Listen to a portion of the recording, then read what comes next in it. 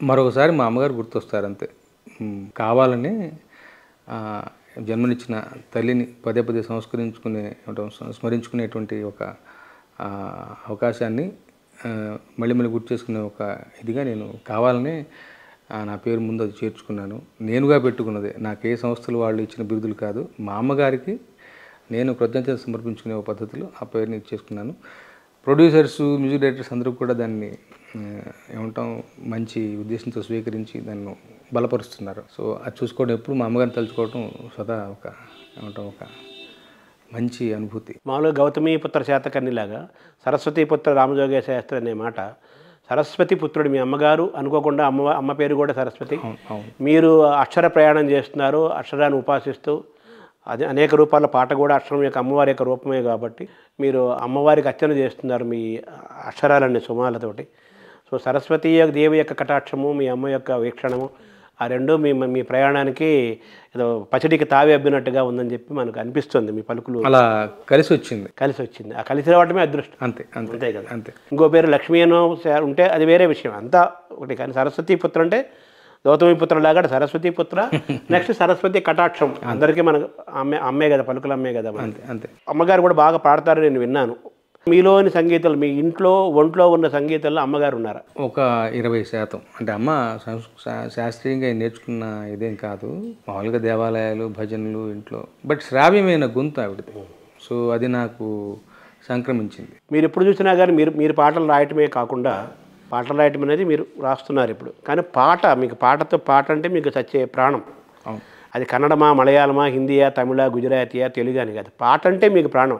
సంగీతానికి బార్డర్స్ ఏం లేవు కదా కళలకు. మీరు మామూలుగా మీ సెల్ ఫోన్ చేస్తే ఒక్కోసారి ఎక్కువసార్లు కన్నడ పాటలు వినపడుతుంటాయి. ఏంటి మీ తెలుగువాడు, పచ్చి తెలుగువాడు, గుంటూరు పల్నాడు వాళ్ళు, గుంటూరు కారం, మీరు కన్నడంతో ఏంటి మీకు సంబంధం? అది బేసికల్గా నేను ఉద్యోగం కొన్నాళ్ళు కన్నడంలో, కర్ణాటకలో చేసి బెంగళూరులో ఉన్నాను.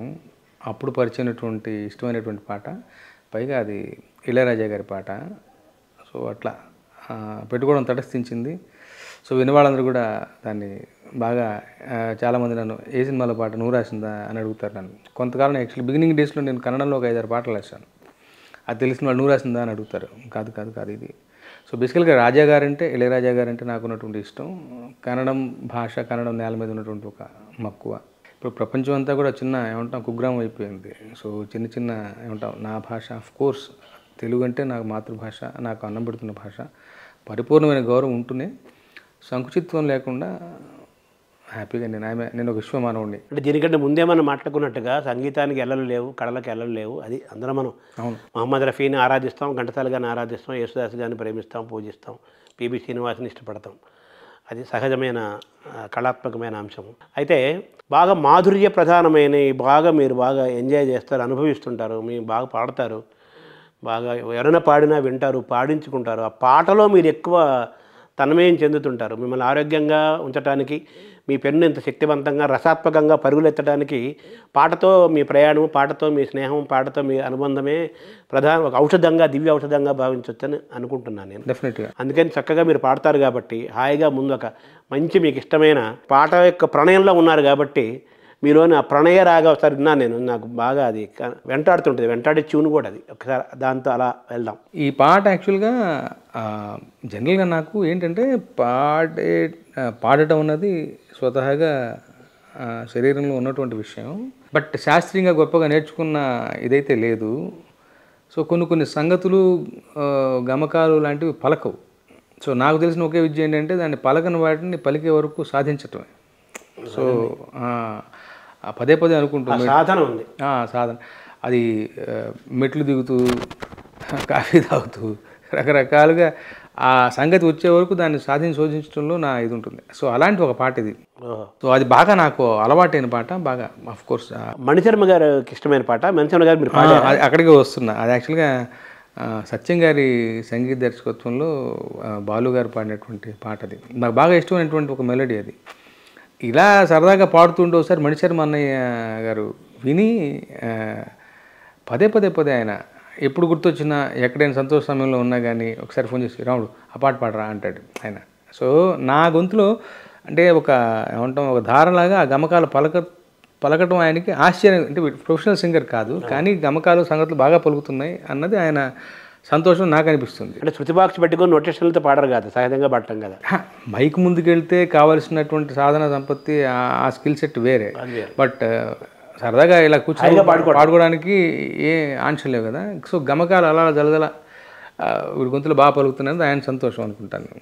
మలయ పవన మాలికలు చలియా పలికేమని పొదరింటలేడు పూవింటివాడు ఎదురుగా ఉన్నాడని ప్రణయ రాగవాగిని చిలీ వసంతము.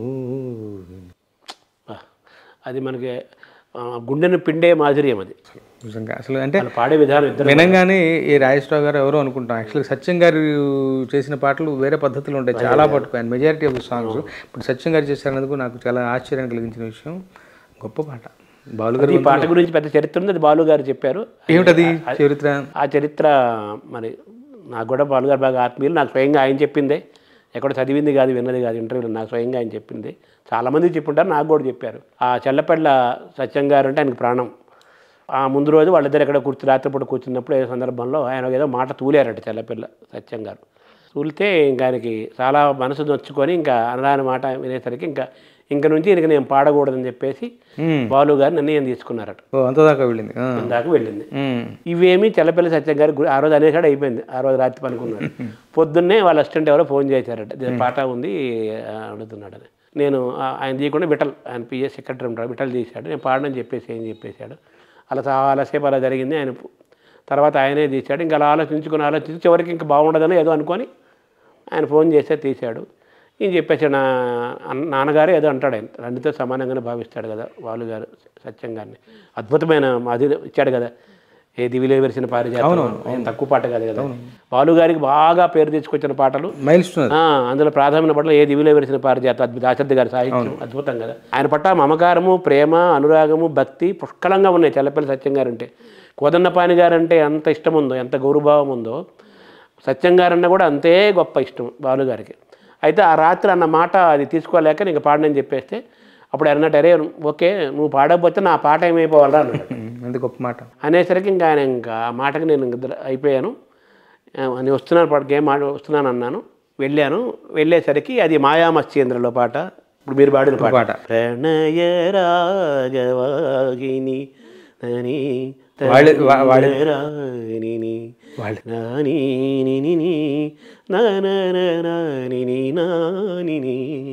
వాళ్ళిద్దరు గొడవ కాదు, మనం గొప్ప పాటను మిస్ అయ్యేవాళ్ళం వాళ్ళ కాంబినేషన్లో. ఆ మాట ఆయన అన్నాడు. బాలుగారు ఏమన్నారంటే, ఇలా నేను వెళ్ళాను సరే, మొత్తం మీద ఆయన ఇలా అనేసరికి నేను ఇంక నా పాట ఏమైపోవాలా అన్నాడు. అలాగే నేను తండ్రి నన్ను కదా నేను ఒక మాట అని చెప్పి అన్నాడు. ఇంక నేను వెంటనే కరిగిపోయాను, వెళ్ళి పాడేశాను. మలయ పవన మాలికలు చిలియా పలికే వెళ్ళేసరికి ఇది పాట ప్రణయ రాగవాహిని పాట.